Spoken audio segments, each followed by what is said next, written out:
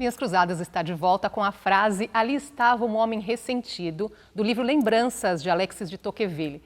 Bom, essa obra é de 1848. Qual a relação dela com a guerra cultural que nós estamos conversando aqui? Olha, eu acho que primeiro ela vai além da guerra cultural, porque a guerra cultural é fruto de uma esquerda que perdeu o objeto. Objeto originário este que era a destruição do sistema capitalista. Mas essa frase ela tem a ver com todo esse debate da esquerda, porque o Tocqueville, que era um deputado constituinte, mesmo Tocqueville da democracia na América, hein? Que era um deputado constituinte na Assembleia em 1848, quando estourou uma revolução, tocaram fogo na Assembleia, né? E ele fica sabendo de uma tentativa de assassinato contra ele. Ele era um conde normando, né? E francês, e um servo dele ia matá-lo. E aí ele é avisado e tal, se defende e tal. E quando o sujeito está então preso, ele pensa, ali estava um homem ressentido, um típico socialista. Então ele estava identificando que ali havia um enorme ressentimento circulando. E é importante porque essa fala no livro ela é contraposta a uma outra fala de um outro sujeito que ele comenta, que é um sujeito que ele diz que era um sujeito tranquilo, que adorava a vida, e ele diz mais ou menos assim, que estava satisfeito com aquilo que a contingência lhe deu. Então, o que ele enxergava é que havia um ressentimento de base na população, que ele inclusive imputa ao fato que era inevitável a democracia, porque as pessoas não aceitavam mais aquilo como elas aceitavam antes. Então, tem tudo a ver. Hoje se comenta, e é muito fácil se reconhecer, que o ressentimento é uma paixão política muito comum, e que nós podemos identificar, Andresa, inclusive no senso comum americano com relação à elite americana, o ressentimento. Também sobre ressentimento, Nietzsche escreveu: os ressentidos não conseguem dar vazão à sua raiva e, portanto, criam uma moral que exige que seus sentimentos sejam considerados como virtudes. É possível, Pondé, criar moral autêntica sem levar em consideração os ressentimentos?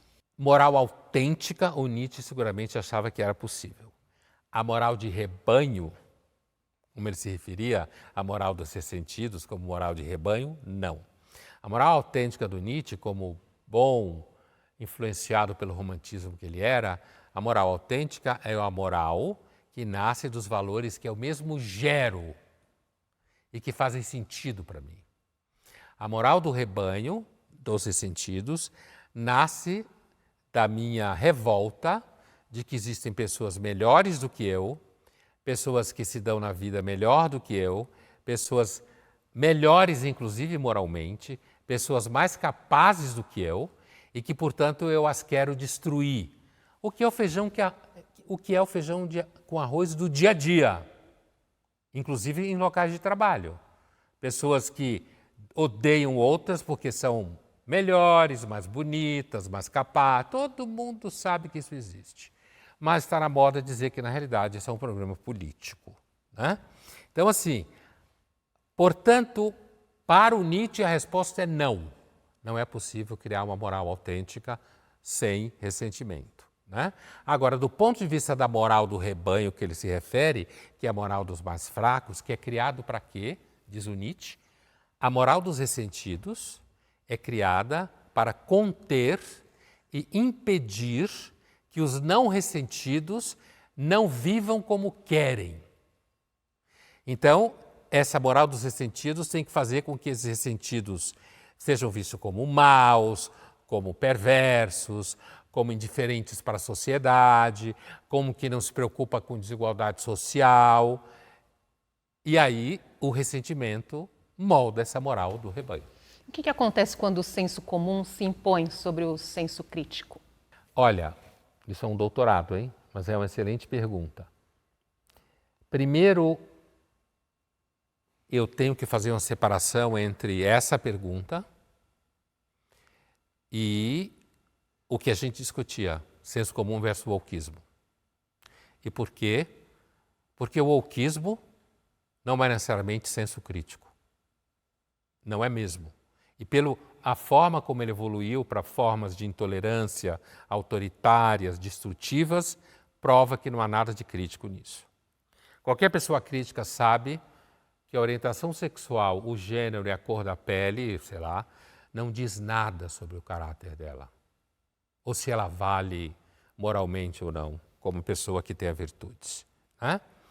Então, feito esse reparo, que o wokeismo não é igual ao senso crítico, porque a elite woke americana e a brasileira, mas a woke americana é muito maior, se vê como senso crítico, porque ela não detém aquela qualidade que será necessária, que é uma certa humildade para quando você faz parte da elite de alguma forma. O senso comum, né, que a gente está falando, esse é o mesmo senso comum que a gente opõe ao senso crítico da pergunta. Né? E aí eu diria para você o seguinte, a relação entre senso comum e senso crítico é uma relação que tende à tensão. Para se exercer o senso crítico, você deve ter um repertório vasto, você não pode ter abraçado nenhuma ideologia, porque as ideologias causam danos cognitivos, porque a gente quer que o mundo caiba na minha teoria ideológica, e ele não cabe teoria nenhuma. E uma das características, eu diria, do senso crítico, de um bom senso crítico, é saber que o senso comum faz parte do contrato social, seguindo Chesterton, está ali por alguma razão, cumpre uma função e, principalmente, que se você for lá e tentar arrancá-lo na porrada ou na engenharia social, você vai transformar o senso comum em extremismo.